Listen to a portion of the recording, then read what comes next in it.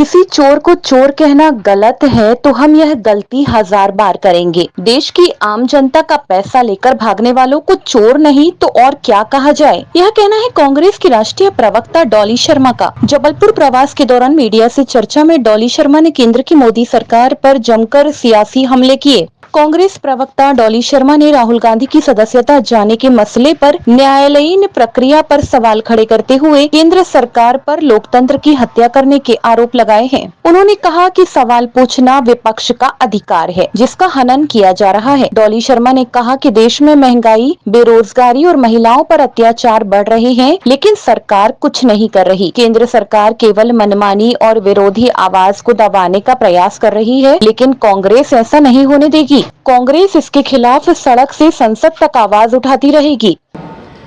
पूरा एकजुट है और कहीं ना कहीं भारतीय जनता पार्टी जिस तरीके से, क्योंकि मैंने आपसे पहले भी कहा, जनता की आवाज, विपक्ष की आवाज को जनता की आवाज माना जाता है और ये सरकार सवाल पसंद ही नहीं करती।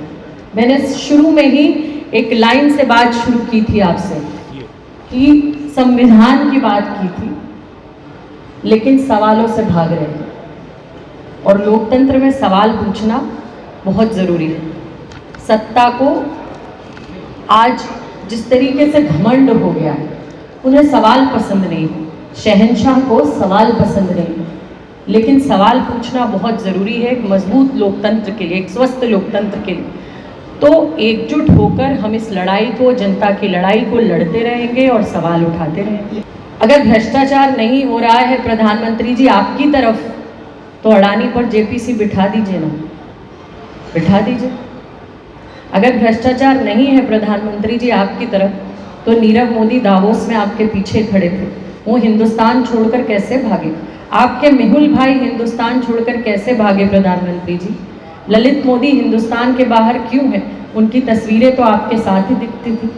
तो भ्रष्टाचार, मैंने कहा ना, भ्रष्टाचारी भगाओ की बात करते थे और भ्रष्टाचारियों के साथ आकर खड़े हो गई है भारतीय जनता पार्टी।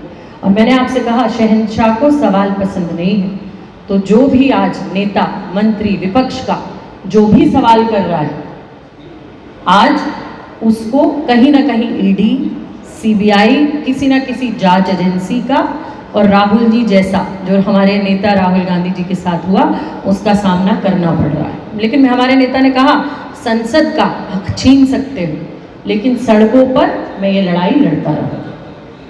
केंद्र सरकार के खिलाफ कांग्रेस ने राष्ट्रव्यापी आंदोलन की रूपरेखा तैयार की है, जिसके तहत जय भारत महाअभियान चलाया जाएगा।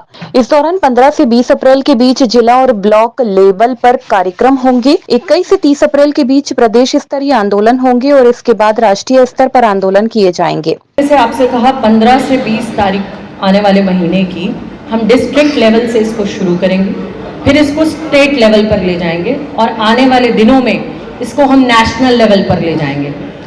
पूरा का पूरा फोकस इस सत्याग्रह का, इस लोकतंत्र को, हिंदुस्तान के लोकतंत्र को बचाने का। जिस तरीके से ये तानाशाह सबसे देश की ऊंची कुर्सी पर बैठकर और ये तानाशाही फरमान सुना रहे हैं और लगातार जनता की आवाज को कमजोर कर रहे हैं। राहुल गांधी जी ने कहा डरो मत, तो बिना डरे, बिना झुके, बिना रुके कांग्रेस पार्टी का एक एक कार्यकर्ता डिस्ट्रिक्ट लेवल से स्टेट लेवल से नेशनल लेवल तक हिंदुस्तान की जनता की आवाज, लोकतंत्र को मजबूत रखने के लिए उठाता रहे।